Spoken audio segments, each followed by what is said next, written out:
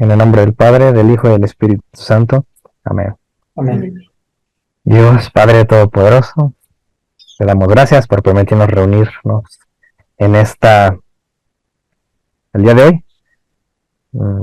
Queremos pedirte que nos envíes tu Espíritu, que nos ilumines, que nos permitas abrir nuestros ojos, nuestras mentes y sobre todo nuestro corazón para aceptar los sacramentos que dejaste en la iglesia que fundaste. Permítanos, Dios, poder aprender, darnos memoria, darnos inteligencia, mucha paciencia y mucho amor para compartir esta fe con nuestros seres queridos y con aquellos que pues se han apartado de esta tu sana doctrina. Amén. Amén. Amén. En nombre del Padre y del Hijo y Padre, del Espíritu Santo. Amén. Bueno, a ver, les voy a hablar hoy. Ah, ya está Leti también. Voy a compartir, voy a Sí. grabar esta cosa. Ajá. Vamos a hablar hoy de un sacramento muy bonito, que es el de la confirmación. Durante la presentación, si ven estas abreviaciones, como aquí en la izquierda, abajo en la esquina, significa, es la cita para el numeral del, ¿cómo se llama? El Catecismo de la Iglesia Católica. Ajá, y si ven como CDC es Código de Derecho Canónico, también lo pueden buscar así, en la página del Vaticano está así, en Google le ponen. Ya sea que sean los numerales del Catecismo o los cánones del Código del Derecho Canónico. Entonces, bueno, hablar de la confirmación, sí es hablar uno de los 7 sacramentos, nada más para recordar un repaso rápido. Quedamos que un sacramento es una manera, un modo, un rito en el cual Cristo nos va a dejar o nos va a compartir su gracia, ¿no? Entonces hay 7 maneras de hacerlo. Ya vimos algunas. Dimos ahí por ahí apenas un vistazo al bautismo. Digo, es importante eso porque la confirmación no hay que verla separada del bautismo, al contrario.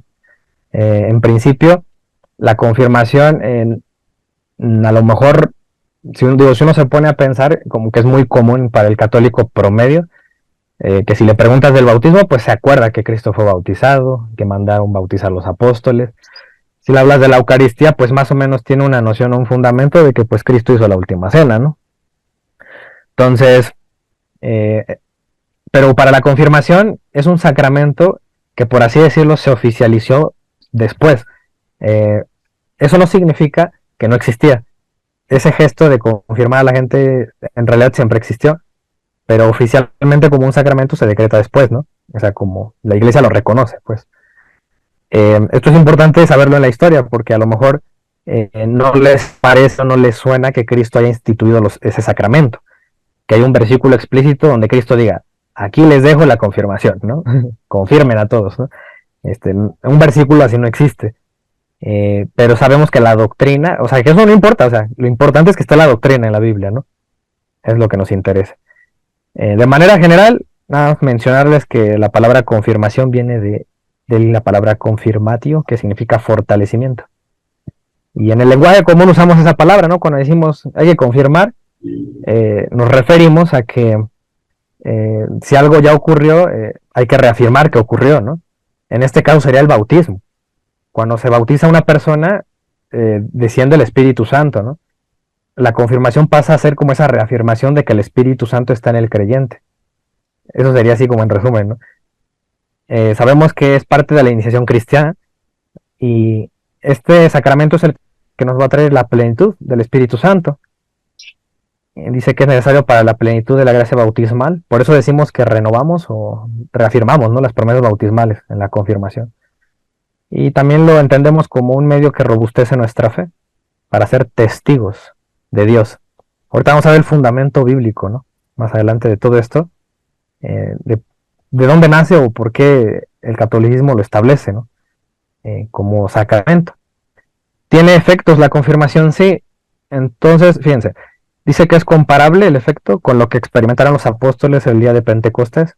El confirmado obtiene las virtudes a modo de semillas que habrían de germinar, crecer, florecer y fructificar en la vida terrena. Entonces, hagan de cuenta que alguien que se le confirma es como alguien que vive su propio Pentecostés, por así decirlo, ¿no?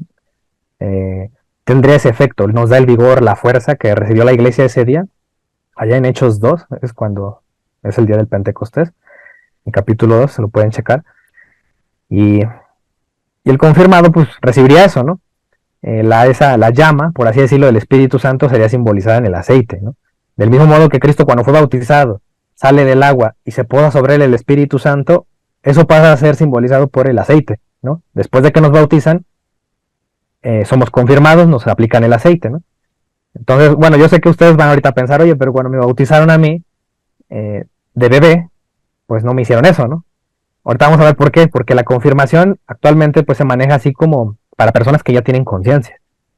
Pero como ya sabemos y ya lo vimos, el bautismo lo hacemos en los bebés principalmente por el tema de la salvación, de que queremos que es de salvación y no queremos que se mueran sin bautizarse. Por eso se hace lo más pronto el bautismo. Entonces, ¿eso qué significa?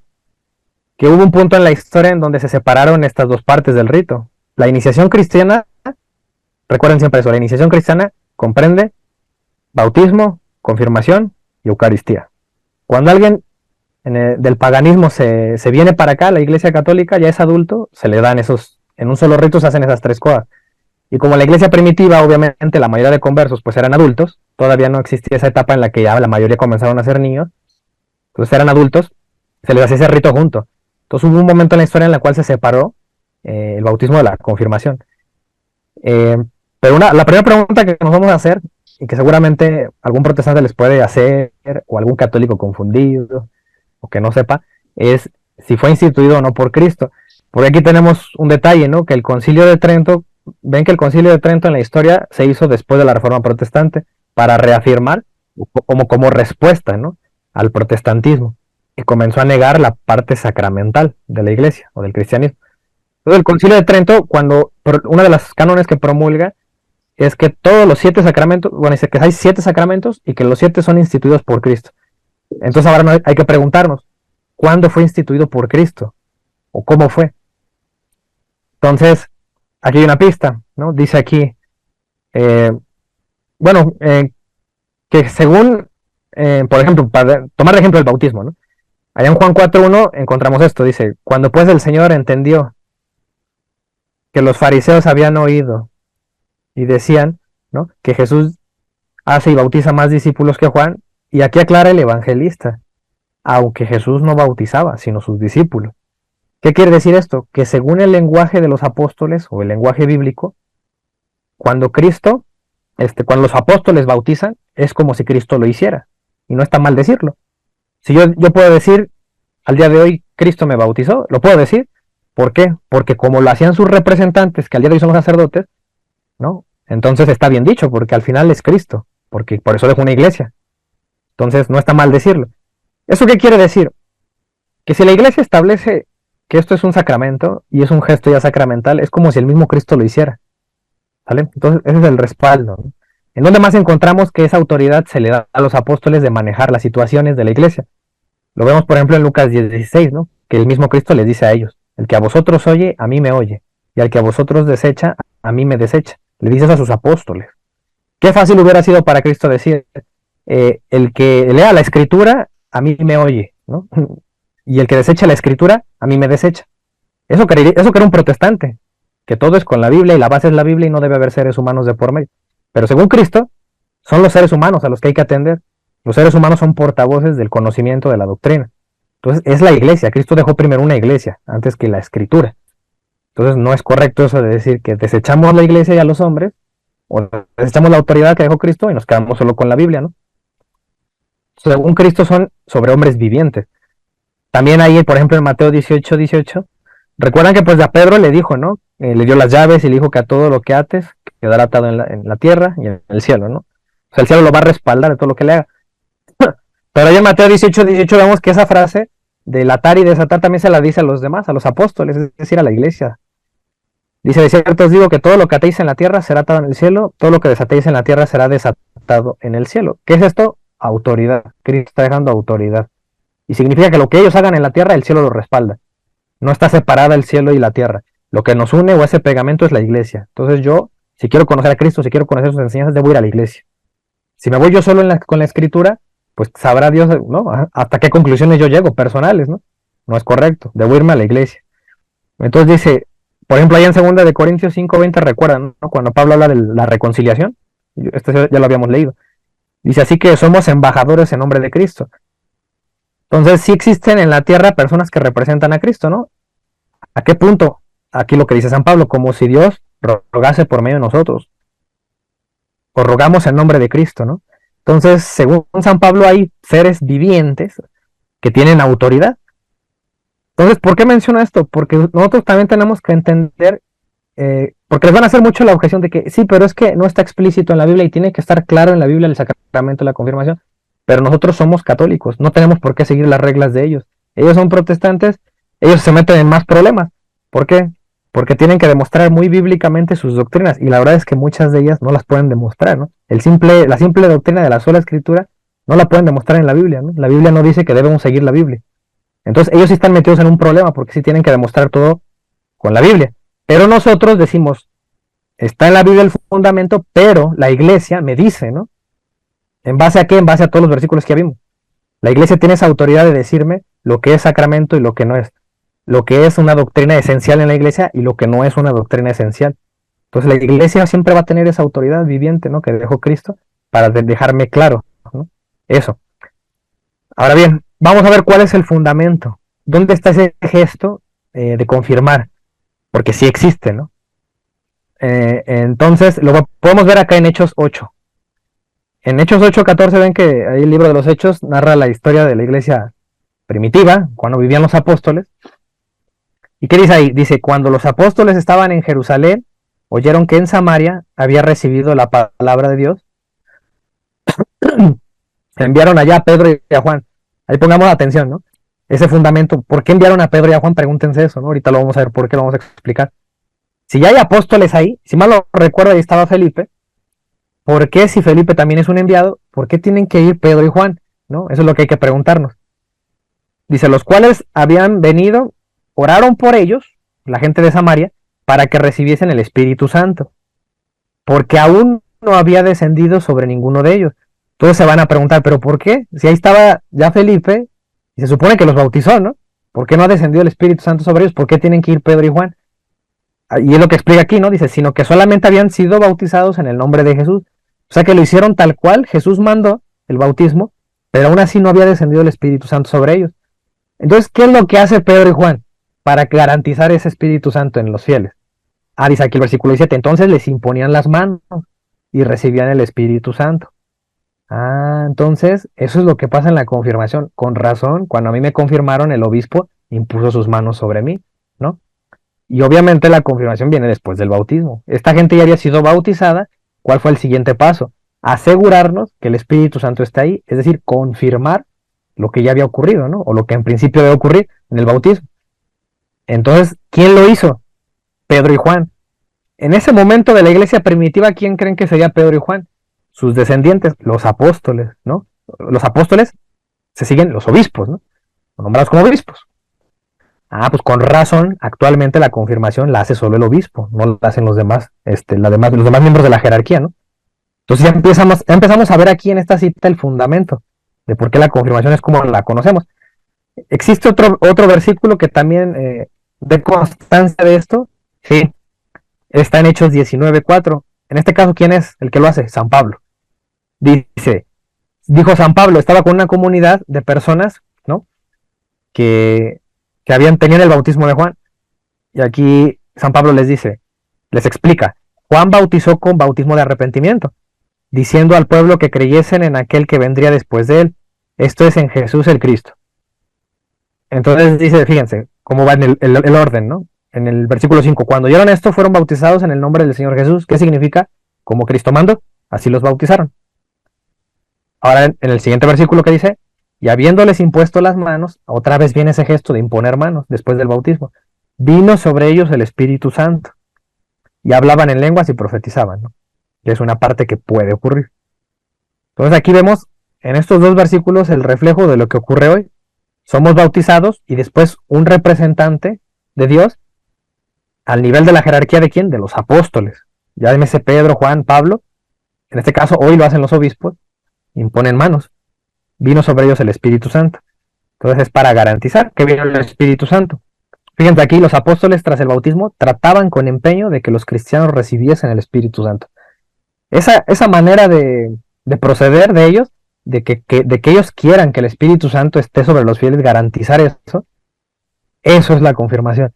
Eso hacen los obispos hoy. Quieren esforzarse o garantizar que los bautizados ya recibieron el Espíritu Santo. Entonces, por eso, todo estaba en un mismo rito. ¿Sí se dan cuenta? Después de la historia fue separado, ¿no? Que ahorita lo vivimos, ya lo vivimos de manera separada y creemos que son cosas como distintas, pero no. Son como una continuación de la otra. Entonces, fíjense, acá hay otro versículo interesante que el mismo catecismo de la iglesia también lo pone, que es en Hebreos 6:2. Entonces, son estos dos y el tercero, para que se las aprendan de memoria, para que conozcan, ese es el fundamento de por qué hacemos confirmación. Aquí dice, Pablo escribe a los hebreos, dice, de la doctrina de bautismos, después, coma, dice, de la imposición de manos. ¿Eso qué significaría? Hoy ya entendemos, ¿no? Que después del bautismo viene una imposición de manos.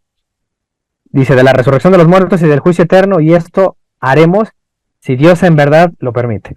Dice, porque es imposible que los que una vez fueron iluminados, no sé si se acuerden, pero, o lo han llegado a leer, pero originalmente el rito del bautismo también la iglesia primitiva le llamaba el rito de la iluminación.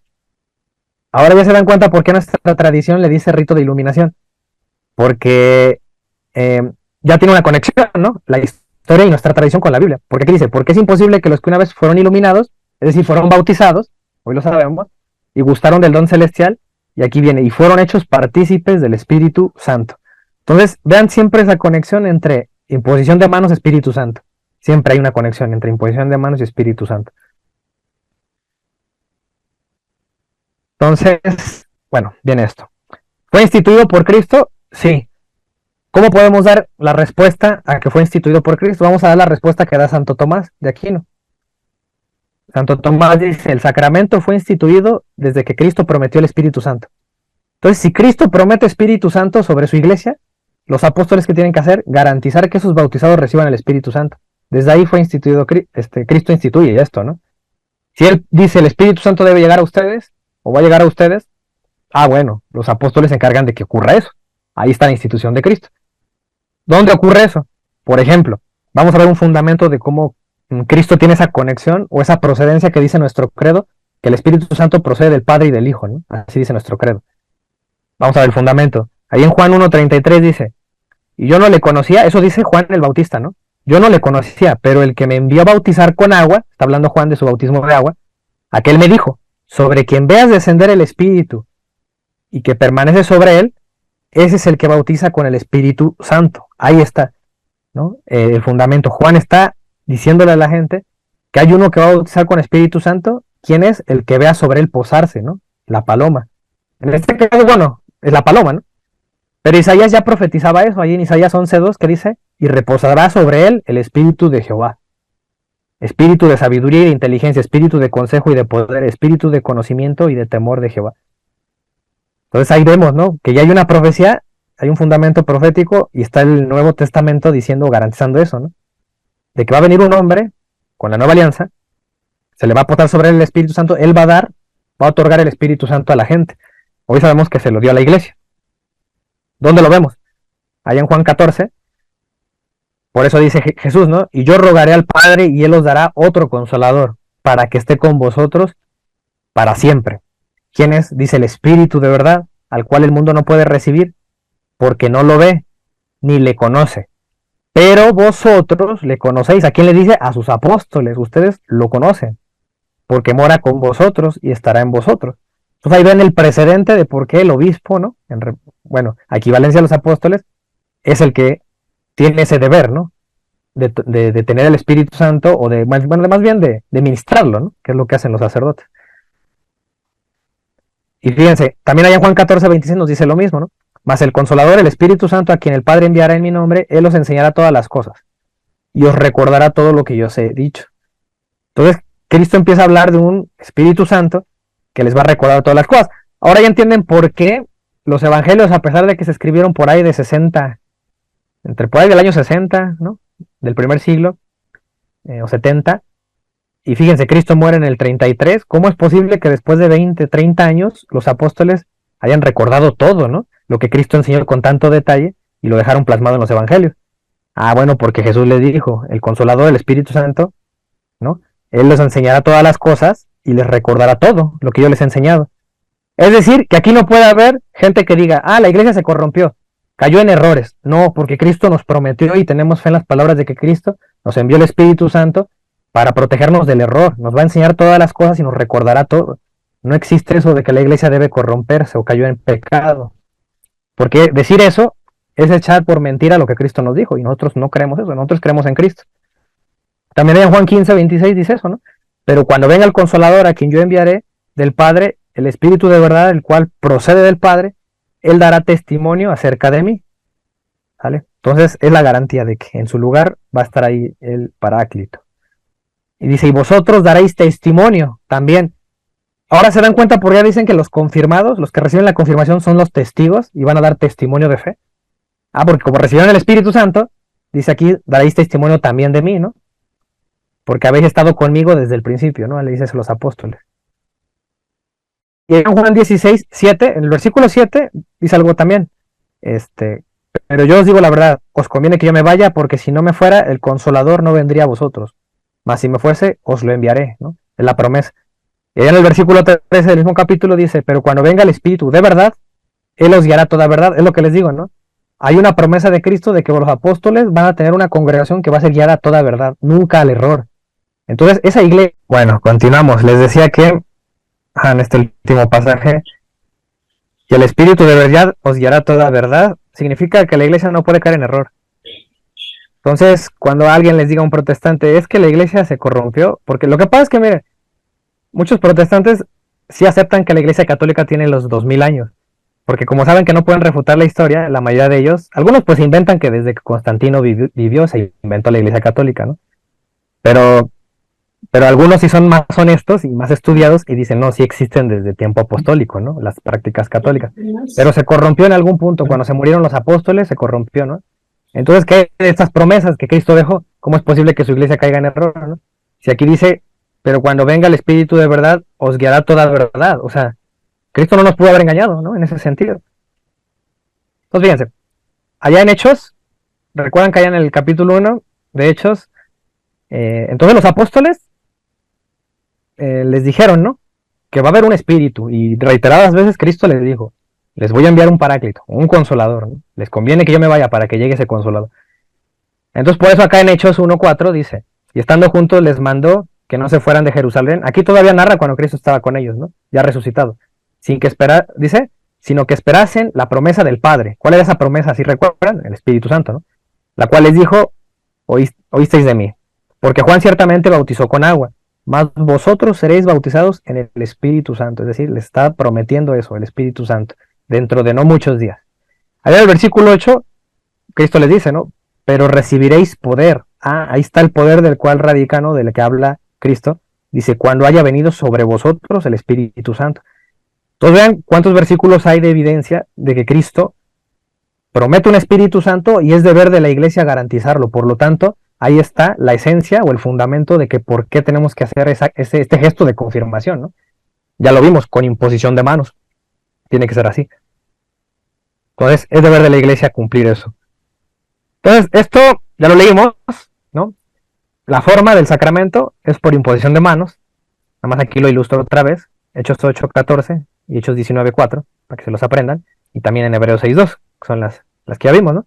Vean cómo siempre el elemento está, imponían las manos y recibían el Espíritu Santo, ¿no? Imponían manos, Pablo impuso manos, vino sobre ellos el Espíritu Santo, ¿no? Entonces aquí habla bautismo, imposición de manos. Y al final habla la conexión del Espíritu Santo. Siempre está, digamos, de esa manera. Entonces cuando llega un obispo y confirma a una persona, aquí vemos en nuestro caso a nuestro obispo, pues dice normalmente esta fórmula, ¿no? El nombre de la persona y dice que recibe por esta señal el don del Espíritu Santo. Y ya le impone la mano y también le pone aceite.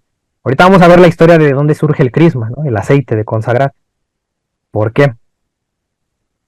A ver. Entonces, miren, esto ya lo hablamos la vez pasada cuando vimos el sacerdocio, el gesto de imponer manos. Eso lo va a pasar rápido ahorita porque son como 4 diapositivas que ya vimos la vez pasada. Dice, el gesto de poner las manos sobre la cabeza significa transmitirle al otro algo que pertenece o está relacionado con el imponente, ¿no? Por eso hay como una sucesión apostólica cuando vemos que la imposición de manos fue usada para transmitir autoridad, por eso hay una sucesión, ¿no? Con imposición de manos. En este caso, la confirmación es para transmitir el Espíritu Santo, pero no necesariamente es para transmitir autoridad. Ni modo que después de mi confirmación diga, ya puedo ministrar la Eucaristía, ¿no? Pues claro que no, porque para eso está otro rito especial que es la orden, ¿no? La orden sacerdotal. Pero este es un rito que es para reavivar el fuego del Espíritu Santo, ¿no? Entonces, ya les mencionaba la vez pasada que la imposición de manos se usa para bendecir, y aquí son los ejemplos bíblicos, para curar, también para sanar, y para transmitir el Espíritu para una misión o una predicación, puede ser la autoridad también. Entonces nosotros cuando nos confirmamos vamos a dar testimonio de todo eso. ¿Sale? Entonces, acá ya les mencionaba la vez pasada, esto lo voy a pasar rápido, allá en números 27 y 15. Bueno, tenemos el fundamento, ¿no?, de la imposición de manos, y el ejemplo este es el de Moisés sobre Josué, ¿no? ¿Se acuerdan? Cambiaron de líder. Moisés ya estaba pues ya algo grande, y aparte Dios le dijo que no iba a entrar a la tierra prometida, entonces pues muere Moisés y Josué queda al mando. Ya después vemos el periodo de los jueces, de los reyes. El chiste es que el pueblo hebreo siempre tenía que tener un líder, ¿no? Llámese alguno de ellos, de los profetas, alguno de los jueces o alguno de los reyes. Entonces, aquí vemos que la imposición de manos es una manera de transmitir autoridad, ¿no? Aquí vemos reiteradamente en Deuteronomio, donde también dice que eso transmitió el espíritu, ¿no?, de Dios estaba sobre Josué. Estuvo lleno de espíritu de sabiduría, dice, porque Moisés le había puesto su mano sobre él. Allá en Hechos 6 vemos que también le impusieron las manos, por ejemplo, a San Esteban y a otras personas, los diáconos. Vemos que está el fundamento de los diáconos. Y los enviaron, ¿no? Les imponen manos para enviar. También vimos esta cita, que también ya la mencioné hace rato, donde también se imponen manos para transmitir el Espíritu Santo.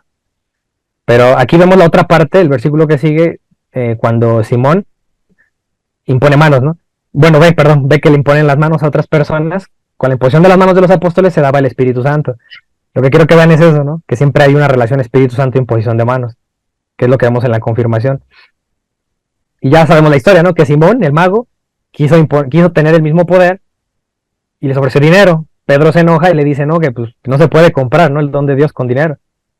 Por eso de ahí nace el pecado de la simonía. No sé si han oído hablar de la simonía.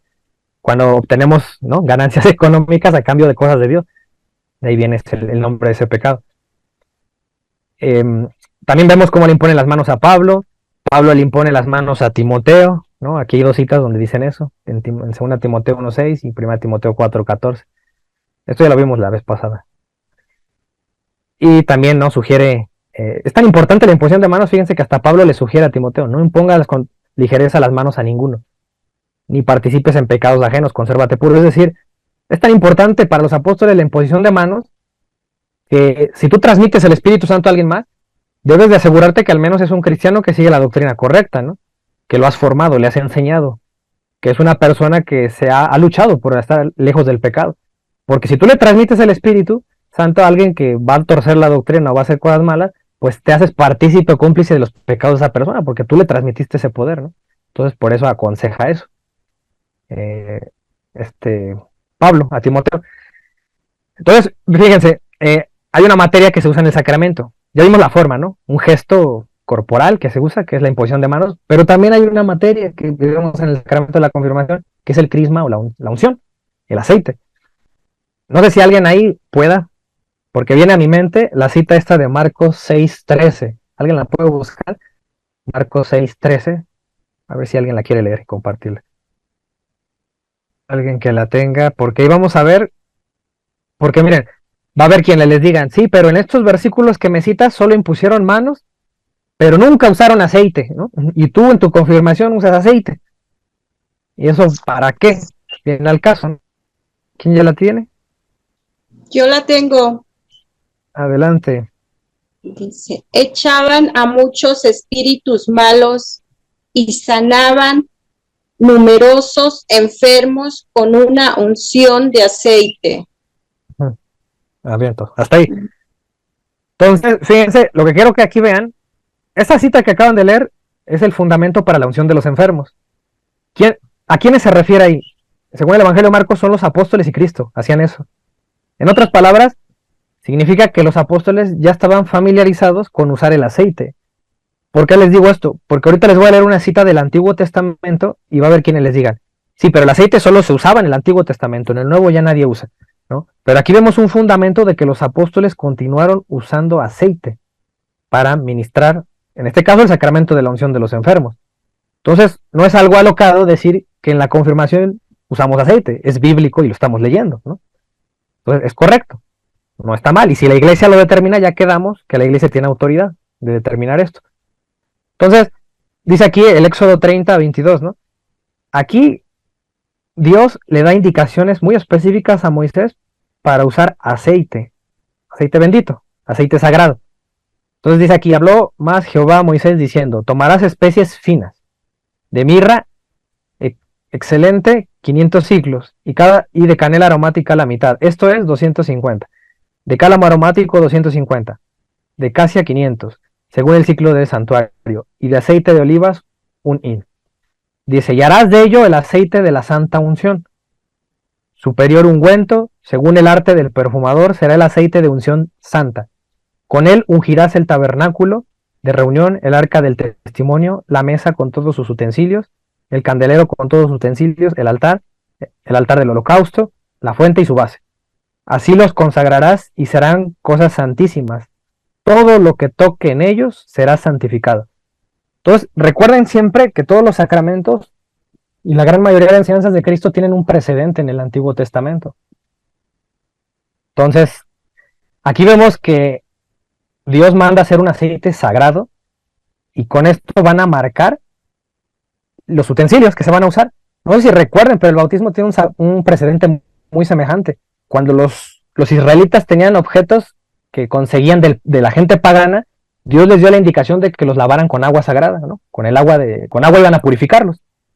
Fíjense cómo aquí también hacen lo mismo. Los utensilios son ungidos con aceite. ¿Y qué parecido tiene eso con lo que hace Cristo después con nosotros, ¿no? Nos baña en agua y después nos unge con aceite, ¿no? El bautismo y luego la confirmación.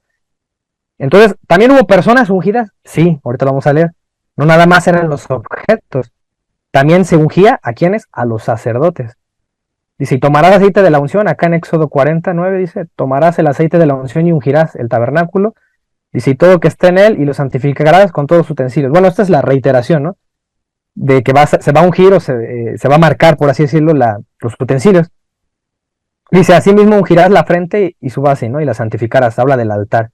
Aquí lo que les muestro de este lado, derecho, es como una ampolleta muy pequeña, un frasquito de barro que encontraron en Egipto, está en un museo allá en Suiza, y la encontraron en el tiempo cristiano. En teoría es muy probable que sea una vasija que se usaba para ungir, ¿no? Que los cristianos la usaban para eso, ¿no? Para la unción. Aquí está lo que les mencionaba, ¿no? Los sacerdotes. Fíjense acá en el Éxodo 29 dice, y las vestiduras santas que son de Aarón serán de sus hijos después de él, para ser ungidos en ellas, y para ser en ellas consagrados. Acá en el Éxodo 30 también nos dice, ¿no? Nos reitera, ungirás también a Aarón y a sus hijos y les consagrarás para que sean mis sacerdotes. Y hablarás a los hijos de Israel diciendo, este será mi aceite de la santa unción. Por vuestras generaciones, sobre carne de hombre no será derramado, ni haréis otro semejante conforme a su composición. Santo es, y por santo lo tendréis vosotros. Cualquiera que compusiere ungüento semejante y que pusiere de él sobre extraño, será cortado de entre el pueblo. Entonces, para Dios era un aceite importante y solamente eran ungidos, bueno, hasta ahí, los sacerdotes. Acá el Éxodo 40:12 nos dice lo mismo, ¿eh? Y aquí puse en letras azules lo que nos recuerda el bautismo, ¿no? Y en letras rojas lo que nos recuerda la confirmación. Y eso que estamos hablando del Antiguo Testamento, ¿no? Dice, y llevarás a Aarón y a sus hijos a la puerta del tabernáculo de la reunión y los lavarás con agua. Y harás vestir a Aarón las vestiduras sagradas y lo ungirás y lo consagrarás. Ven cómo hay un lavamiento primero y después una unción, ¿no? Para que sea mi sacerdote. Ah, pues con razón yo recibo un sacerdocio común de los fieles, ¿no? Cuando soy bautizado. Porque soy lavado, pero también soy ungido. De hecho, en el mismo bautismo. Y la confirmación de ese evento ocurre después, cuando ya crezco y me hacen el sacramento de la confirmación.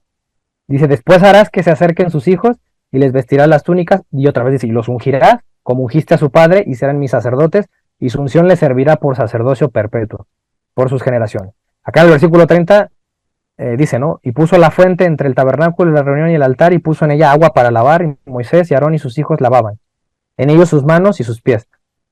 Fíjense, cuando entraban en el tabernáculo de reunión y cuando se acercaban al altar se lavaban.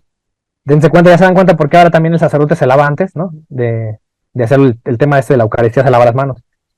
Y porque eso que era el templo, en la carta de Hebreos dice que prefigura lo que es el cielo. Es un paralelismo.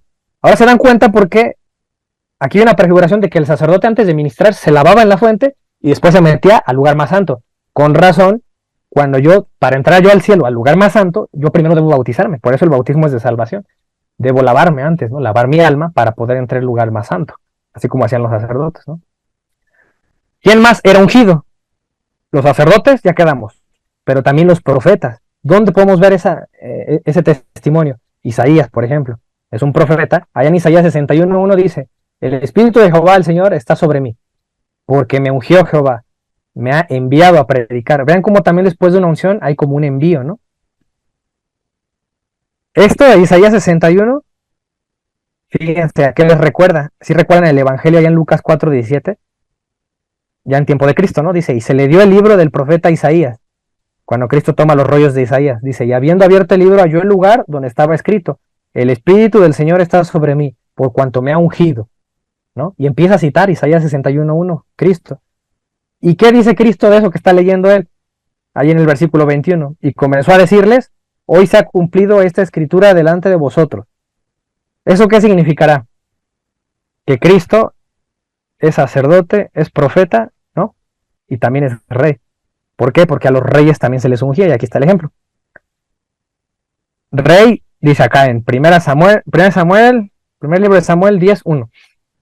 Ahí está la unción de quién, si recuerdan, de Saúl, ¿no?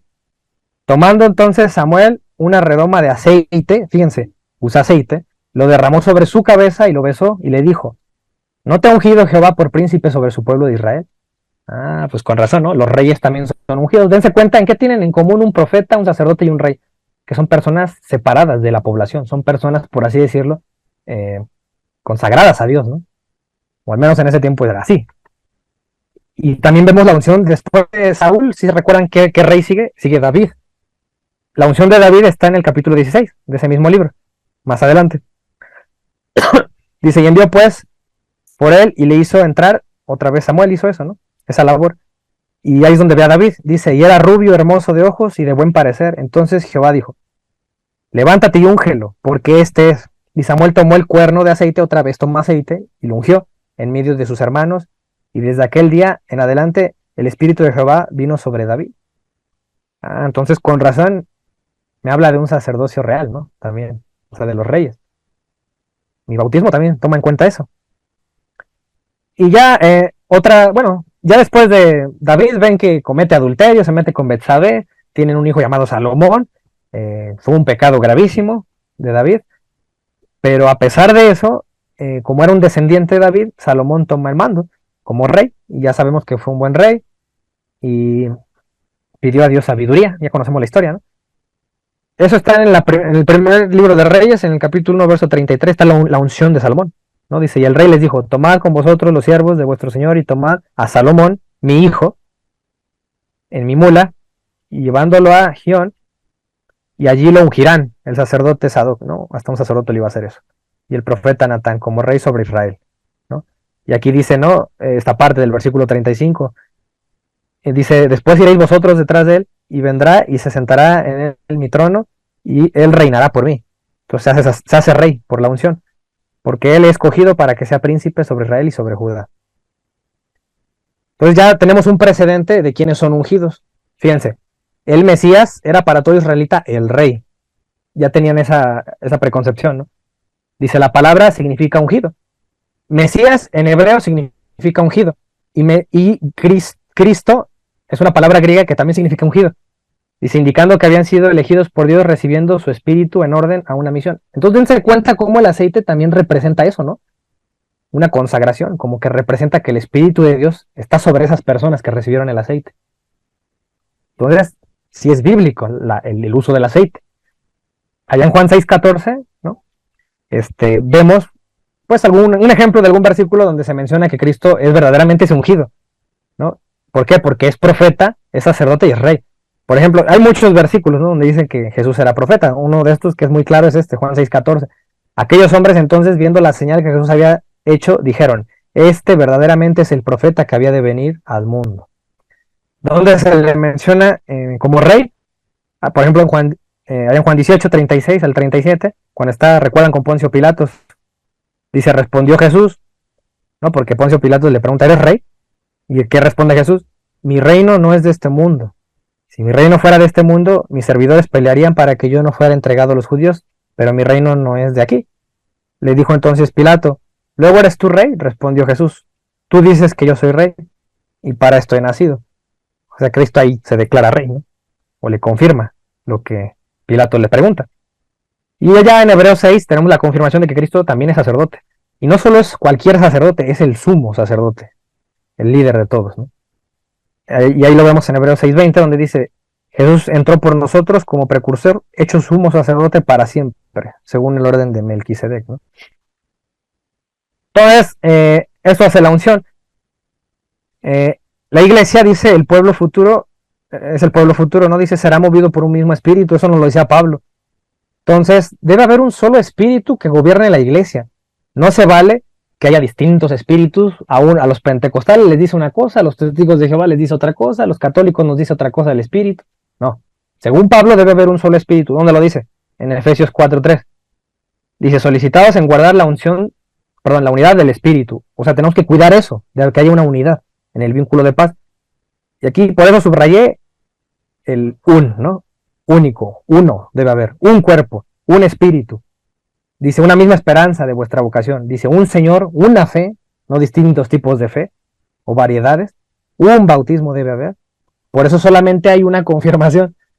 Si recuerdan, ¿no?, que cuando hablamos un poco de los sacramentos, dijimos que los sacramentos que se hacen una sola vez en la vida solamente son el bautismo, la confirmación y la orden sacerdotal. Esos no se repiten. Y por lo mismo no se repiten porque son sacramentos que, según dice ahí el catecismo, imprimen carácter. Quiere decir que tu alma queda marcada y ya no se borran. Entonces, por eso es un bautismo. Dice, un Dios. ¿Y para qué tanta unidad, según San Pablo? ¿Para qué Dios deja también un grupo de hombres, ¿no? Y ahí menciona el magisterio, que les gusta citar a los protestantes, ahí en Efesios 4:5, ¿no? En 4:11. ¿Para qué? Aquí lo puse en azul, dice, a fin de perfeccionar a los santos. Para eso es la unidad. Para la obra del ministerio, para la edificación del cuerpo de Cristo. Esto nos va a edificar, dice, hasta que todos lleguemos a la unidad de la fe y el conocimiento del Hijo de Dios, a un varón perfecto. Yo conozco a Dios mediante esa unidad de la iglesia, sin separaciones, sin divisiones, ¿no? A la medida, dice, de la estatura de la plenitud de Cristo, para que ya no seamos niños fluctuantes, dice, llevados por donde quiera de todo viento de doctrina, por estratagema o de estrategia de hombres que para engañar emplean con astucia las artimañas del error. Entonces, si yo me cambio de iglesia, ¿no?, o no permanezco en la unidad que lleva 2000 años, es porque yo dejé de tener ese concepto o respetar la unidad del espíritu, ¿no? Entonces, por eso tenemos a católicos que se van de la iglesia, porque se vuelven a bautizar o ya dejaron de creer en lo que creían. Entonces comienzan esas divisiones. Y por eso San Pablo aquí ya nos lo advertía. Ahorita vamos a hablar más formalmente de cómo ya se origina la confirmación, como la tenemos actualmente. Ahorita vimos los fundamentos, ¿no? Vimos la forma, imposición de manos, lo hace un representante de la jerarquía alta, es decir, un obispo o un apóstol, y también es válido la utilización del aceite, por todos los fundamentos que ya vimos. Entonces, esta cita las vuelvo a poner nada más para recordar cómo fue el origen. Acá pusimos, ¿no?, nada más recalcar los elementos que dijimos. Enviaron a Pedro y a Juan, es decir, personas altas de la jerarquía. Imponían manos y venía el Espíritu Santo. Esa es la secuencia, por así decirlo, ¿no? Imposición de manos, o bautismo, imposición de manos, y la venida del Espíritu Santo. Entonces vamos a ver un poco de la iglesia primitiva. Aquí tenemos a un buen hombre, Hipólito de Roma.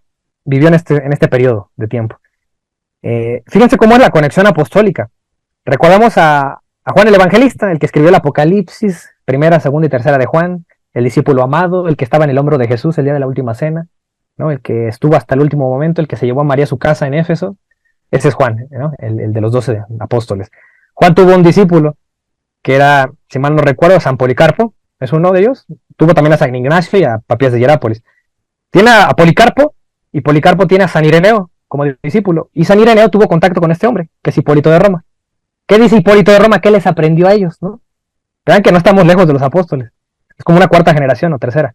Dice, los tres, se refiere a bautismo, confirmación y Eucaristía, dice, integran la tradición del santo bautismo. Entonces, dense cuenta cómo la iniciación cristiana es con esos tres fusionados. Con el tiempo se separaron. Ahorita vamos a ver por qué. ¿Por qué la iglesia lo hizo así? Tertuliano llegó a tener contacto también con San Hipólito, ¿no? ¿Y qué dice Tertuliano? Después de salir del agua, o sea, el bautismo, se nos imponen las manos, llamando, invitando al Espíritu Santo para una bendición. Eso significa que en la iglesia primitiva, ¿no? En ese periodo, ya se hacía este gesto. No es un invento de la iglesia, ¿no? La confirmación siempre se ha hecho. Saliendo del agua te imponen manos, ¿no? Y ya, ahí está tu iniciación cristiana y te dan la Eucaristía. Otro, por ejemplo, San Cipriano, ¿no? Una persona que vivió después, que fue un obispo, ahí por ahí el año 200, fíjense lo que dice. Él era obispo, tomen nota de eso. Él, como es obispo, él narra esto. Dice, cuando aquellos que han sido bautizados en la iglesia son presentados a los jefes de la misma, y por la oración y la imposición de nuestra mano, ¿no? Reciben al Espíritu Santo. ¿Por qué dice de nuestra mano? Porque él era obispo y él podía hacer eso. Reciben al Espíritu Santo y el sello del Señor, que consuma su iniciación. Pues con razón, en la iglesia primitiva, ese gesto de imponer la mano, ellos le llamaban sello, que recibía el sello del Espíritu Santo. Y eso por eso lo vemos en la Biblia, que San Pablo también habla de eso, y ahí vemos la conexión de la tradición con lo escrito, ¿no? Con la Sagrada Escritura. Dice, la unción del bautizado al salir de las aguas es participación de la unción de Cristo por el Espíritu después del bautismo. Ya lo mencionamos, ¿no? Cristo sale del agua después de su bautismo por Juan, se pone sobre el Espíritu Santo. Entonces, a manera de eso, simbólicamente lo demostramos, que cuando bautizamos a alguien le ponemos el aceite, o lo confirmamos, ¿no? Unos datos interesantes dentro de la historia que ocurrieron. Bueno, primero decir eso, la confirmación está unida a los ritos de la iniciación, ya vimos el fundamento, ¿no? Estaban los tres. Dice, ha tenido varios cambios la confirmación, dice, pero su significación ha sido comunicar el Espíritu Santo, siempre fue esa. Que lo hicieron por imposición de manos, está bien. También lo hacían por señal de la cruz, también está bien. Al final y al cabo la intención era asegurarnos que está el Espíritu Santo, ¿no? Había algunos en la iglesia oriental lo empezaron a hacer con el crisma, con el aceite, también está bien. Dice, las variaciones han sido relacionadas en el área católica occidental. Es decir, de este lado es donde ha habido más cambios. Dice, con la desaparición de la imposición de manos, hubo un tiempo que no se imponían manos. Y la introducción del aceite. También se introdujo el aceite por el tema de la iglesia. Las iglesias de Oriente lo usaron primero y después se empezó a popularizar acá en Occidente. Y después también se recuperó, por así decirlo, la imposición de manos se volvió a hacer, ¿no? Es como a establecer. ¿Cómo fue esto? Salvo el testimonio que leí hace rato de San Hipólito, dice, hasta comienzos del siglo III, dice, no encontramos claramente la fórmula y la imposición de manos.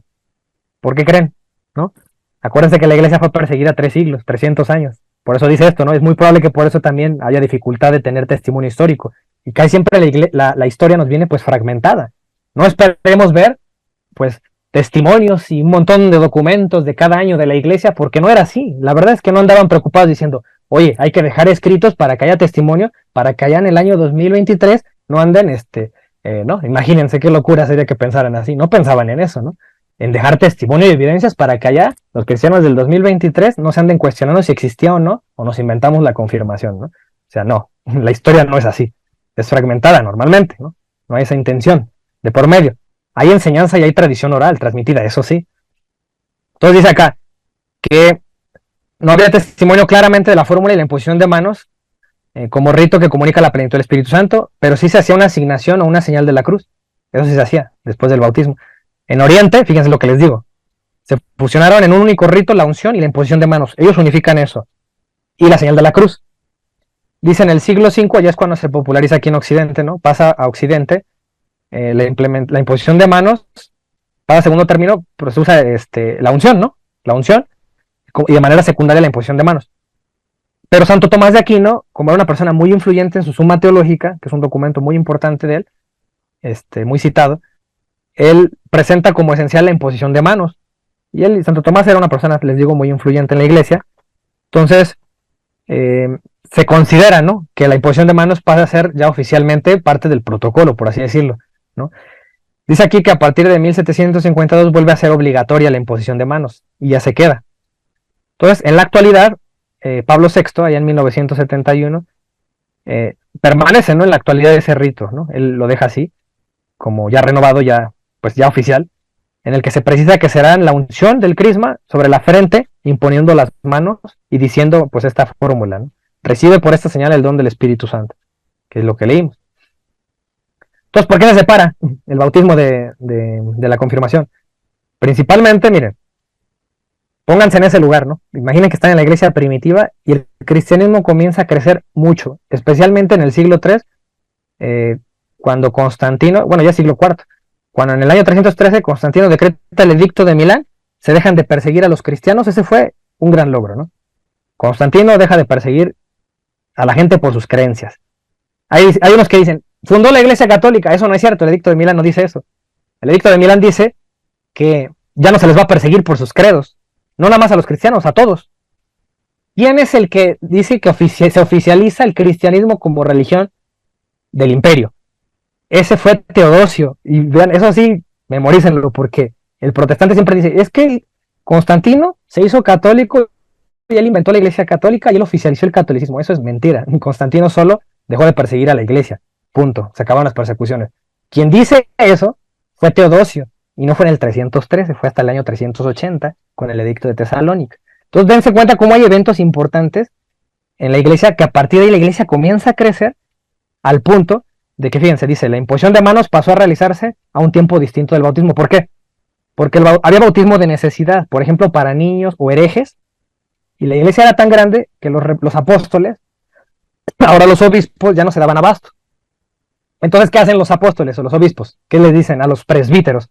A ver, como nosotros solo vamos a imponer manos, o bueno, nosotros bautizamos e imponemos manos, ahora ustedes bauticen, y cuando ya tengan una comunidad grande, nos avisan y nosotros les imponemos las manos. Punto. Era por eso. Y también porque, claro, había urgencia de bautizar, había gente en peligro de muerte. Entonces, ni modo que dijeran, pues espérate que llegue el obispo, vive hasta no sé dónde, ¿no? Y va a tardar tanto tiempo en llegar. Pues claro que no. Entonces, por eso se le deja al menos el bautismo al presbítero. Y el presbítero va a bautizar. Y si tiene suerte, al menos ya tiene el bautismo. Si muere, pues ni modo, ¿no? Pero ya tiene el bautismo, ya tiene la salvación. Pero si alcanza a vivir, bueno, ya tiene tiempo para que llegue el obispo y le imponga las manos y lo confirme, ¿no? Entonces, esa es la razón por la cual se separan. Porque la iglesia crece o porque los obispos viven en comunidades muy alejadas, ¿no? Digamos, la sede episcopal está muy alejada de algunas comunidades cristianas. Entonces, fíjense, esa fue una razón. Acá ya mencioné esto, que los presbíteros fueron asumiendo las funciones del obispo, en especial el bautismo, pero dense cuenta cómo la imposición de manos no se le asignó al presbítero. Entonces, el presbítero sí impone manos, pero para hacer oración, para bendecir, pero para confirmar nunca lo hace. Solo el obispo hace eso, no el presbítero. Entonces, por eso dice aquí que la imposición de manos se reservó al obispo. Entonces, digo, de manera teórica, aquí tenemos que la confirmación, ven que les decía que le llamaban también sello, ¿no? A ese gesto de asegurar que el Espíritu Santo esté en los bautizados. Por ejemplo, lo vemos en Romanos 4:11. Dice, y recibió la circuncisión como señal, me está mencionando, ¿no? A los romanos le está explicando Pablo que es un sello la circuncisión, ¿no? De justicia. Y recuerdan cuál es la circuncisión en el Nuevo Testamento. Ya no existe como tal, ¿no? La marca física, ya es una marca espiritual, ese es el bautismo. Entonces el bautismo pasa a ser un sello del Espíritu Santo. Y el bautismo completo, por así decirlo, con todas las promesas bautismales, ya quedamos, bautismo y confirmación, ¿no? También tenemos ahí en la segunda carta a Corintios 1:21, Pablo vuelve a decir eso, ¿no? Dice que, y el que nos confirma con vosotros en Cristo y el que nos ungió es Dios, el cual también nos ha sellado y nos ha dado las arras del Espíritu en nuestros corazones, ¿no? En Efesios 1:13 también dice, ¿no? Habla del sello del Espíritu Santo. Dice, en él también vosotros, habiendo oído la palabra de verdad, el evangelio de vuestra salvación, y habiendo creído en él, fuiste sellados, dice, con el Espíritu Santo de la promesa. Fíjense, como San Pablo, a pesar de que no caminó con Cristo, con los 12, habla de una promesa de un Espíritu Santo. ¿Eso de quién lo aprendió? Pues de los apóstoles, ¿no? Ellos le dijeron que Cristo prometió un Espíritu Santo para la comunidad, ¿no? Para toda la iglesia. Entonces Pablo enseña lo mismo que los apóstoles. Allá en Efesios 4:30 habla de lo mismo.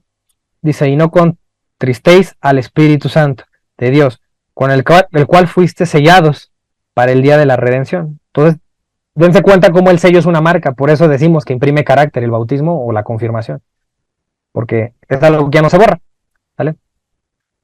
Entonces, eso ya lo leí, es en Efesios 4, que habla de la unidad en un solo espíritu, ¿no? Y acá tenemos que también la unción, ¿qué función tiene después de que somos confirmados? Que nos va a guiar, es la unción del Espíritu Santo, y a eso se refiere acá en la primera de Juan 2:20, dice, pero vosotros tenéis la unción del Santo, y conocéis todas las cosas, no se ha escrito como si ignoráis la verdad, sino porque la conocéis y porque ninguna mentira procede de la verdad. Y acá, en la misma carta, ya en el versículo 24, igual en el capítulo 2, aquí pongan atención a esto, porque dice, es que algunos protestantes usan este versículo para decir, yo tengo el Espíritu Santo, ya nadie me puede enseñar, porque aquí dice eso Juan, ¿no? Y obviamente Juan no se refiere a eso, ¿no? Juan ya le está hablando a una iglesia que ya tiene creyentes ya formados en la fe. Y el protestante lo que no hace es formarse, ¿no? Con los católicos, al contrario, se separa del catolicismo y él por su cuenta dice que tiene el Espíritu Santo, ¿no? Pues porque carga la Biblia. Pero hasta donde yo sé, el Espíritu Santo está sobre el bautizado, sobre el que pertenece a la iglesia ya, ¿no? Nunca Cristo dijo, le prometo el Espíritu Santo al que cargue la Biblia, ¿no? O al que lea la Escritura, ese tiene el Espíritu Santo. No, la promesa no es así. La promesa es sobre la iglesia, no sobre la Escritura. Entonces la iglesia es la que te enseña la Escritura, ¿no? Entonces aquí dice, lo que habéis oído desde el principio permanezca en vosotros. Si lo que habéis oído desde el principio permanece en vosotros, o sea que me debo de instruir, me deben catequizar, ¿no? Lo que yo he oído permanece en vosotros, dice, también vosotros permanecéis en el Hijo y en el Padre. Y esta es la promesa que Él nos hizo, la de la vida eterna. Os he escrito esto sobre los que os engañan. Hay una advertencia, hay gente que te engaña, pero a ti ya te catequizaron, ya estás en la iglesia, ya estás bautizado, ¿no? Dice, pero la unción que vosotros recibiste de Él permanece en vosotros y no tenéis necesidad de que nadie os enseñe, ¿no? Y ahí el protestante dice, ustedes los católicos no me enseñan, pero no ven el contexto, ¿no? Pablo está hablando de una persona ya formada en la iglesia, cosa que ellos no aceptan, no se aceptaron formar en la iglesia. Así como la unción misma os enseña todas las cosas, y es verdadera y no es mentira, según ella os ha enseñado permanecer en Él. Entonces ya vimos que, ¿quién tiene la autoridad de confirmar? Ya lo mencioné, es el obispo. ¿Un presbítero puede confirmar? Sí, siempre y cuando sea con permiso del obispo. Hay veces que el obispo no puede y lo que hace es mandar a otro obispo. Pero si no se puede, le puede encargar a un presbítero, ¿sabes qué? Realiza la confirmación, ¿no? Y ya le da una orden. Puede hacerlo, tal vez sí un presbítero solamente. Pero un diácono no puede hacerla, un religioso tampoco, y mucho menos un laico, ¿no? Entonces, porque es algo demasiado importante, sagrado, algo de la iglesia, entonces solamente una autoridad de la alta jerarquía puede hacer eso. ¿Quién se confirma? ¿Quién puede confirmarse? Una persona ya bautizada. Alguien sin bautismo, pues no lo vas a confirmar, ¿no? Si no lo has bautizado. Tienes que estar en estado de gracia también, ¿no? Es decir, pues confesado, al menos con la intención, ¿no? En ese momento de hacer las cosas bien. Y debes tener, según la Iglesia Católica, un conocimiento básico de los misterios de la fe. ¿Qué va a hacer esta confirmación? Renovará las promesas bautismales de cuando era bebé y no tenía el uso de razón. Entonces cuando el protestante dice, es que ustedes bautizan y ellos ni saben nada de fe. No, sí, nada más que el bautismo es por el tema de su salvación, lo más pronto posible es lo que queremos, y la fe o el conocimiento sí se lo vamos a dar, ¿no? Para eso es la catequesis de la confirmación. Y de los padrinos también, ¿no les ha pasado que les han preguntado? ¿Dónde están los padrinos en la Biblia? Dicen los protestantes, ¿no? Acá en el catecismo de la iglesia, este es el derecho canónico. En los cánones 892 dice, en la medida de lo posible tenga el confirmado un padrino, a quien corresponde procurar que se comparte como verdadero testigo de Cristo y cumpla fielmente las obligaciones inherentes al sacramento. Pues debe ser una persona fiel, que dé un ejemplo, un testimonio bueno al joven, ¿no? Que se está confirmando. Dice, para que alguien pueda ser padrino es necesario que cumpla las condiciones expresadas, y aquí habla ya un canon, ¿no? El 874. ¿Cuál es ese canon? Es el del bautismo, de los padrinos de bautismo.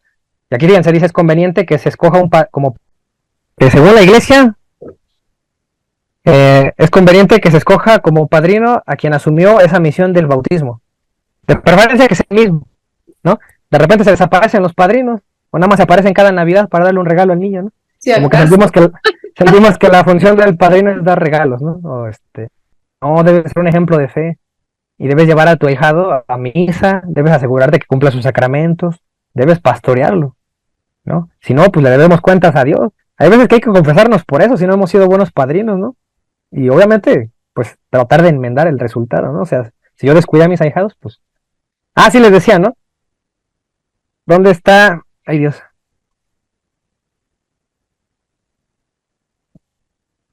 Está en desorden, ahorita regreso, ¿eh? ¿Dónde están los padrinos? Está hablando de esto eh, en la Biblia, ¿no? Les voy a mostrar un fundamento, una conexión con la Biblia de los padrinos, por si quieren responder eso, ¿no?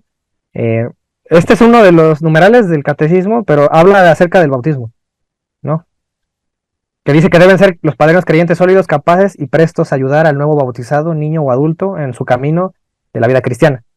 Eso le va a ser un padrino. Fíjense, allá en Hechos 17:34, fíjense lo que dice acá. Mas algunos creyeron, cuando Pablo llegó a ese lugar, fíjense, mas algunos creyeron juntándose con él, entre los cuales estaba Dionisio el Areopagita, en el Areópago. Fue cuando fue a predicar Pablo allá al Areópago. Y después ya menciona otras personas, una mujer llamada Damaris y otros con ellos. Pregúntense ustedes, ¿por qué Lucas acá en el libro de Hechos me está diciendo, y se encontraba Dionisio el Areopagita y me menciona a otros? ¿Por qué él está presuponiendo que al público al que le escribe el libro de Hechos son gente que ya conoce a estas personas? Yo ahorita no los conozco, obviamente, ¿no? Pues eso tiene 2000 años. Pero en la autoría de Lucas, él cree importante mencionar a Dionisio. ¿Por qué creen? Porque resulta que Dionisio pasó a ser un obispo. O sea, ahí narran cómo Pablo apenas le estaba predicando a Dionisio.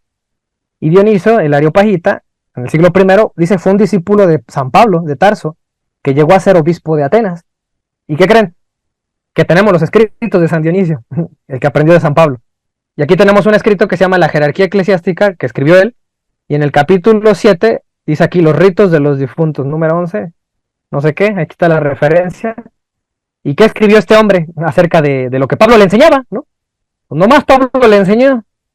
Dijo, digamos lo que nuestros santos maestros familiarizados con las tradiciones más antiguas nos han transmitido. Afirman con toda verdad que si se educa a los niños, oigan, si se educa a los niños en la sagrada ley, adquieren santas costumbres y no sucumbirán en los errores y tentaciones de una vida impía. Es lo que deberíamos hacer todos en este tiempo, ¿no? Darles educación a los niños. Dice, conscientes de esta verdad, nuestros santos maestros decidieron, ¿quiénes eran santos maestros? Pues los apóstoles, ¿no? Dioniso aprendió de San Pablo. Decidieron que sería bueno admitir a los niños a los sacramentos. Ah, entonces no está mal. O sea, y el protestante rechaza a los niños a veces, ¿no? En los sacramentos. Dice, pero a condición de que los padres del niño le confíen a un buen maestro.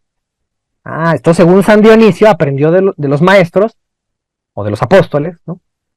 Y según él cuenta aquí en su testimonio, que le enseñaron ellos que sí se les puede incluir a los niños en los sacramentos, pero a condición de que los padres asignen a un buen maestro. ¿Quién será? El padrino, debidamente instruido en los misterios sagrados. Dice, llevará a cabo su instrucción religiosa como padre espiritual, eso es el padrino, un padre espiritual y custodio de su salvación, a quien así se compromete a guiar al niño, a lo largo del camino de una vida santa.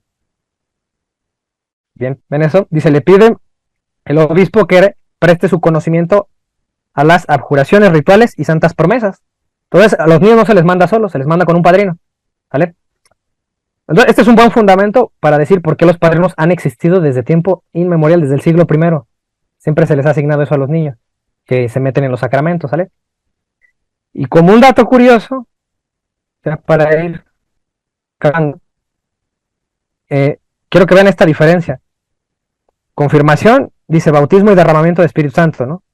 Entonces, ahí vemos eso. Dense cuenta de algo, en la iglesia primitiva dice hubo ocasiones en que el bautismo y el derramamiento del Espíritu no ocurrieron simultáneamente. Dense cuenta también por qué teológicamente hay una distinción entre bautismo y confirmación.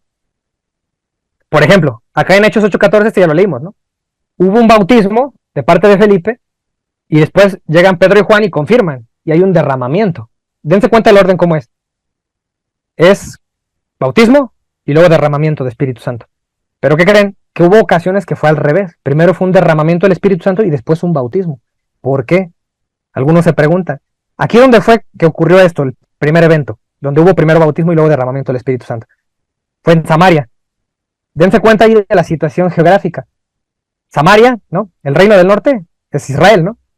Capital Jerusalén, ¿no? Reino del sur, capital Samaria, ¿no? Entonces dense cuenta que el reino estaba dividido en dos, ¿no? Entonces los apóstoles fueron más para abajo, ¿no? A predicar y resulta aquí que como ya estaban familiarizados con el judaísmo, entonces no había tanto problema en darles la doctrina porque ellos creían más fácilmente y por lo tanto se hacían bautizar primero, eran dóciles en ese aspecto y después se derramaba el Espíritu Santo, que es como ocurre ahorita. Ya somos cristianos de cultura y de formación y ocurre eso, primero bautismo y luego derramamiento. Pero, por ejemplo, en el libro de Hechos también nos narra una anécdota que pasó al revés, y Pedro la cuenta aquí en Hechos 10:44. Con los gentiles, es decir, con personas que no pertenecían al judaísmo, eran completamente ajenos a esa cultura, ¿qué es lo que ocurrió? Mientras aún hablaba Pedro estas palabras, el Espíritu Santo cayó sobre ellos. Fíjense, primero cayó el Espíritu Santo, los que oían el discurso. Y los fieles de la circuncisión que habían venido con Pedro, es decir, los judíos, se quedaron atónitos de que también sobre los gentiles se derramase el don del Espíritu Santo. Porque los oían que hablaban en lenguas y magnificaban a Dios. Entonces respondió Pedro, ¿puede acaso alguno impedir el agua para que no sean bautizados? Estos que han recibido el Espíritu Santo también como nosotros. Y aquí dice, y mandó bautizarles en el nombre del Señor. Aquí fue al revés. ¿Por qué fue al revés? Ah, pues porque como son gentiles, ¿qué tenía que hacer Dios? Pónganse en el lugar de Dios. Era más difícil catequizarlos, ¿no? Porque no estaban familiarizados con el judaísmo, con el Dios judío, por así decirlo. Entonces, ¿qué tiene que hacer Dios? Algo sobrenatural o algo inequívoco para que se den cuenta esas personas que los apóstoles traen una verdad de Dios. Por eso ocurrió un evento primero sobrenatural, que es el derramamiento del Espíritu Santo, y después se convencieron y abrazaron ya el bautismo. Por eso este evento de Hechos 10 le llaman el Pentecostés, ¿no?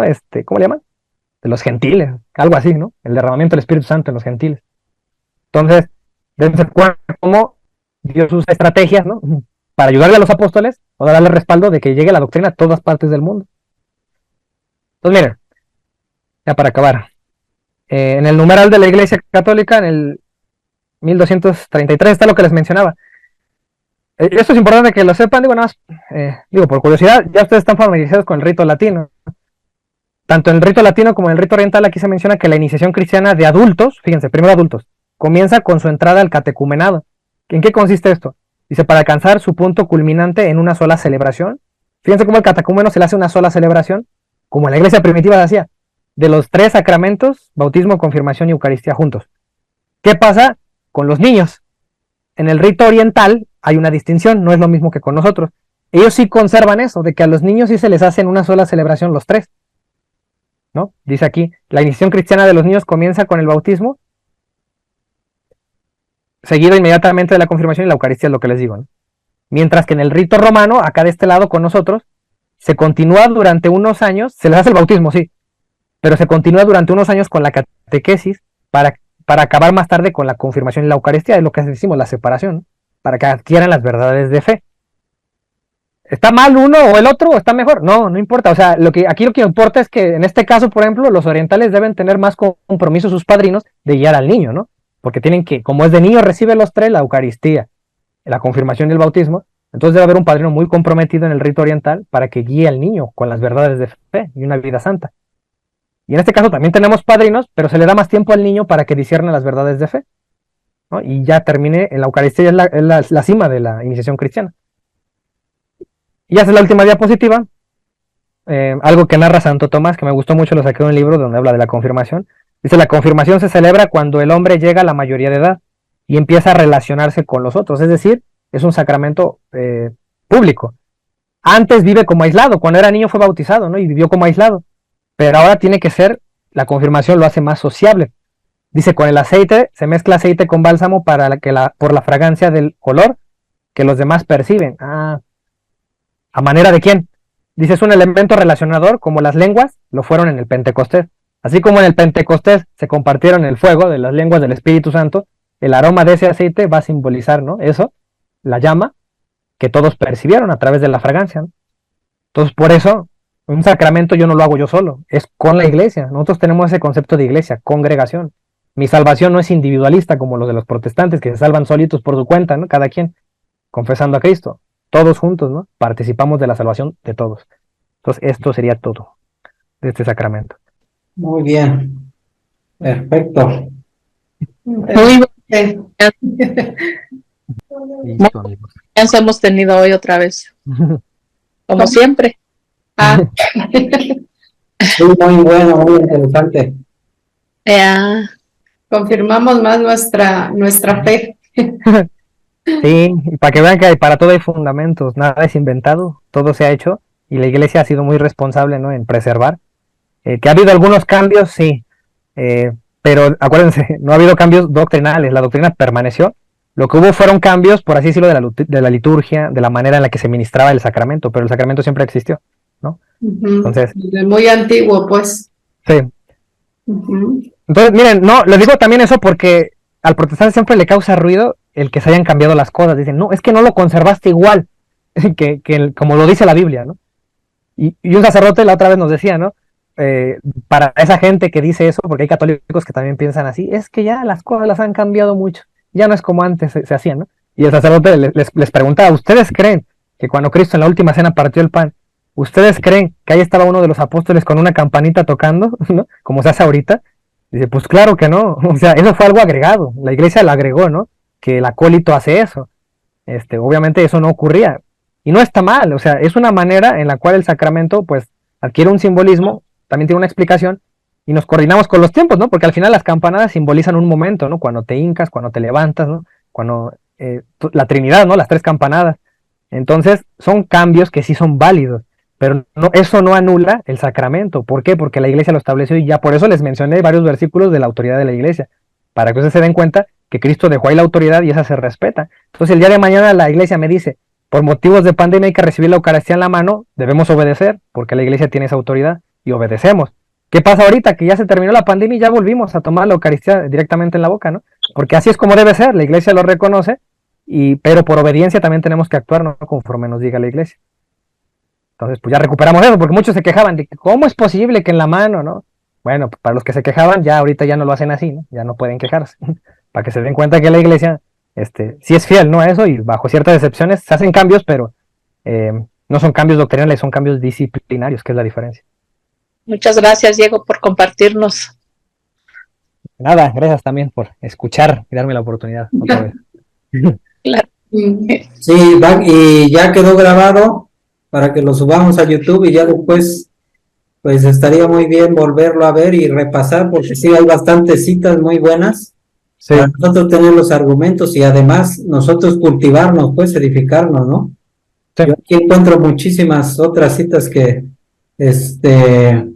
necesitamos repasar, pues yo las conocía, pero hay que repasarlas más para tener bien claro este sacramento.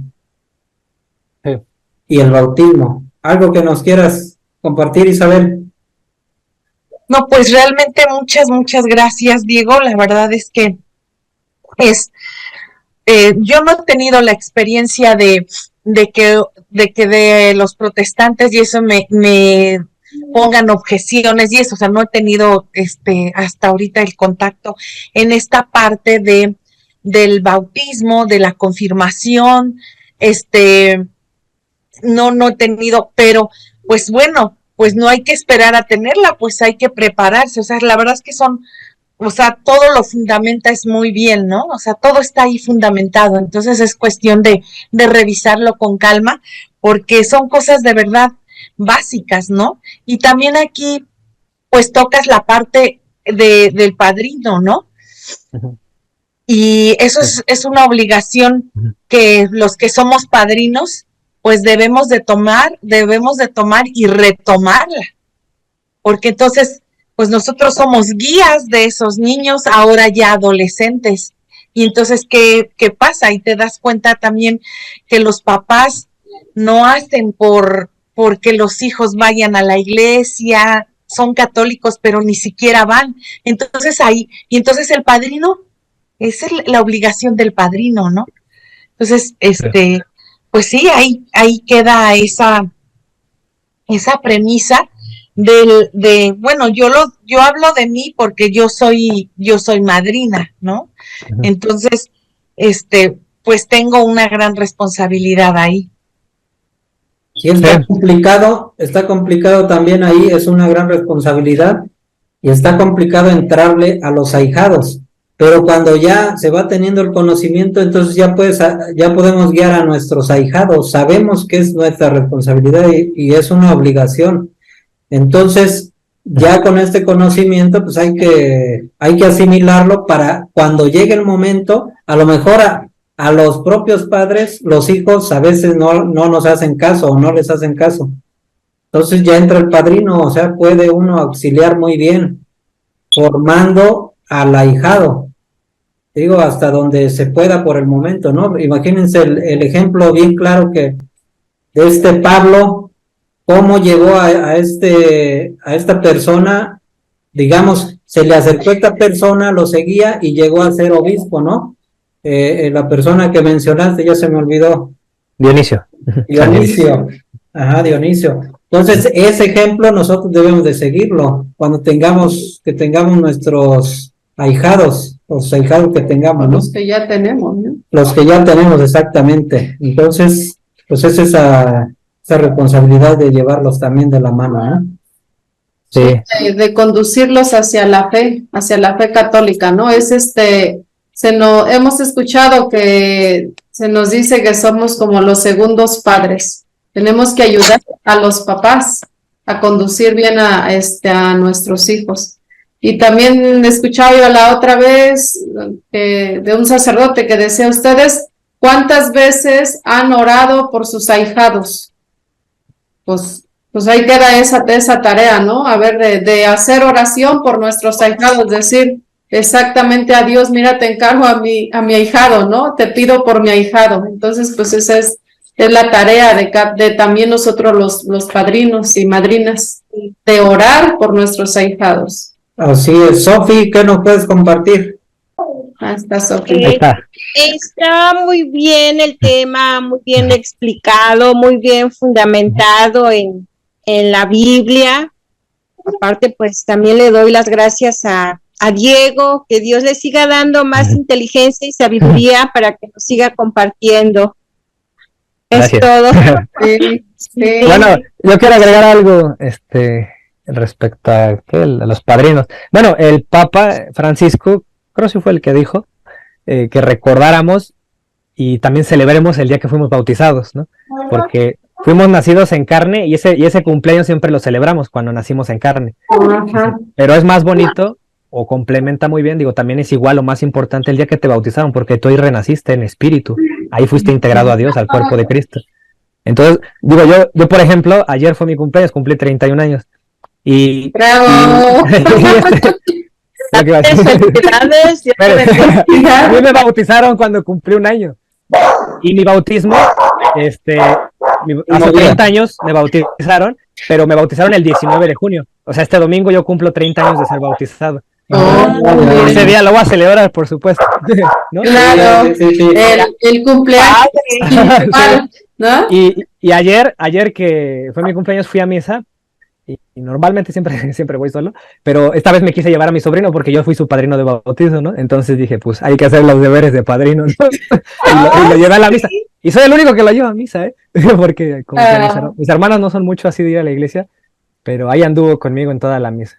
Qué años, bueno. Tiene 2 años apenas, pero ya está aprendiendo, ¿no? Sí, ya te estás conduciendo, ya estás cumpliendo con tu obligación. Sí. Así que sí, que bueno, también es bueno celebrar nuestro nacimiento espiritual, acordarnos el día que fuimos bautizados. ¿Cuándo? A ver. Sí, exacto. Y mi Eucaristía, también mi primera Eucaristía fue en junio y mi confirmación en julio fue. Y también voy a cumplir años en eso. Ay, mira, qué bueno. A ver, María Isabel, se nos queda de tarea a ver cuándo fue nuestro bautismo, nuestro confirmación y la primera comunión. Igual Sofi, Mari, Erika, Leti, yo y Rigo. Sí, tenemos esa tarea para investigarla. Hay también para festejarla. Sí. Sí, hay que celebrar ese día. Espiritual. Leti, qué nos puedes compartir, Leti? ¿Algo que quieras agregar? Sí, hola, buenas noches a todos. Buenas noches. Buenas. Sí, yo fui bautizada a los 6 meses de nacida. Yo nací en febrero y yo nací el 2 de febrero, pero yo fui bautizada En agosto. sobre mayo, junio, agosto. Y A celebrar. bueno, nunca lo he celebrado, nunca lo he celebrado y tampoco he celebrado Celebra. mi día de bautizo, pero sí ya sabía que ese era el día más importante de nuestra vida, el día de nuestro bautizo. Sí. Y bueno, pues ya lo voy a celebrar también en agosto, pero no recuerdo el día. Voy a checar, creo que Hay que buscar, ¿no? Hay que revisar otra vez las boletas. Sí, revisen. Así es. Lo prometo que sí. Y la confirmación también, yo en ese entonces la hice de bebé también, chiquita, porque antes era Sí, de pequeño. bautizo y confirmación, sí. Entonces no recuerdo. Voy a preguntar. Por aquí debo de tener en mis boletas mi confirmación también. Sí, hay que darnos a la tarea. Yo también no tengo bien clara yo tengo pronto, pero pues sí, ya soy grande para ustedes, jóvenes. Demasiado. No me acuerdo. A ver, Erika, Erika sí se acuerda cuando fue bautizada, confirmada. ¿Verdad, Erika? Erika, ya creo, ya van a ser las 10, ya se durmió. las 11. Hola, no me acuerdo. No me acuerdo de nada, la verdad. ¿Nada? Pero con lo que estaba diciendo Diego también de toda la plática, estaba pensando en una cita bíblica no sé, de cuando la mujer le unta un perfume a Jesús, ¿no? Pues estaba hablando como de ungir, ¿no? Y yo digo, bueno, no sé si hable en otra cita bíblica de que a Jesús le untaron aceite. Yo solo me puedo recordar de esta cita bíblica y la busqué, está en Mateo 26, en la cena de Betania. Y se me hizo interesante porque pues le derrama aceite o perfume a Jesús, la mujer. Entonces, en eso me hizo pensar Diego también con su exposición y me gustó. Es Mateo 26, capítulo del 6 hasta el 14. Ahí por si la quieren buscar también. Bueno, Sí. No sé si haya otra que hable que a Jesús lo ungieron. Mateo 26:6 en adelante. Así es. Uh-huh. sí. Y muchas gracias, Diego, y muchas felicidades por tu cumpleaños. Gracias. Gracias a Areli, a Rigo y a todos. Sí, a todos. Es enriquecedor platicarlos, ¿no? Platicar. Oh, yeah. Más un poquito también. Claro. Sí es. Así es, y recordemos también que sabemos que la iglesia, cuando se reúne, por ejemplo, el Papa, los obispos, todo nuestro magisterio es precisamente a la luz del Espíritu Santo que Jesús nos dejó, como dice aquí, Hechos capítulo 15, 28. Entonces, cada decisión que se toma en estos concilios, por ejemplo, esta decisión de los padrinos, es una decisión tomada precisamente en base a las experiencias que vienen en la Biblia, que vienen históricamente y también en esto que dice, fue el parecer, es Hechos de los Apóstoles capítulo 15, versículo 28, dice, fue el parecer del Espíritu Santo y el nuestro, es decir, la iglesia, siempre está a la luz del Espíritu Santo. Por eso se nos dan los dogmas, por eso se nos proclaman las verdades de fe. Fue el parecer del Espíritu Santo y el nuestro no imponerles ninguna otra carga fuera de las indispensables. Es un dictamen que da la Iglesia, tiene toda la potestad de darlo. En este caso, lo de los padrinos también viene sustentado en esto, que las decisiones que toman los obispos junto con el Papa vienen avaladas a la luz del Espíritu Santo, ¿no? Para que también nosotros lo tengamos presente, que si es algo que debemos de respetar, ya viene avalado precisamente por esa garantía que tenemos del Espíritu Santo. Entonces yo creo que ahorita sería todo, y si no hay nada más que agregar. Mari, ¿algo que quieras agregar? ¿Ya? Muy bien. Bueno. Bueno, Pues. muy bien, pues gracias a todos, y vamos a hacer una oración de salida, ¿no? ¿Sí? En el nombre del Padre, y del Hijo, y del Espíritu Santo. Amén. Amén. Te damos gracias, Señor, porque al leer y estudiar tu palabra, nos invitas a seguirte con fidelidad, nos invitas a respetar los sacramentos para dirigirnos hacia ti, sacramentos de iniciación, que en esta vez los reflexionamos, el bautismo y la confirmación. Ahora, Señor, estamos preparados un poco más para vivir según tu palabra. Fortalecidos por tu luz, nos disponemos a realizar cuanto tu Espíritu nos ha hecho comprender, y que tu Santa Madre, la Virgen María, Madre también de todos nosotros, sea nuestra estrella y guía en la misión de anunciar por todos los siglos y a toda la creación la buena nueva. Amén. Amén. Amén. En nombre del Padre, y del Hijo, y del Espíritu Santo. Amén. Amén. Amén. Buenas noches a todos y todos. Noches, que descansen. Descansen. Que descansen. Nos vemos próximo Gracias. jueves. Primero Dios. Gracias a todos. Gracias. Sí. Gracias. Ay, hasta Sí. Luego. Gracias, Diego. Todos. Gracias. Gracias a ustedes. Bye.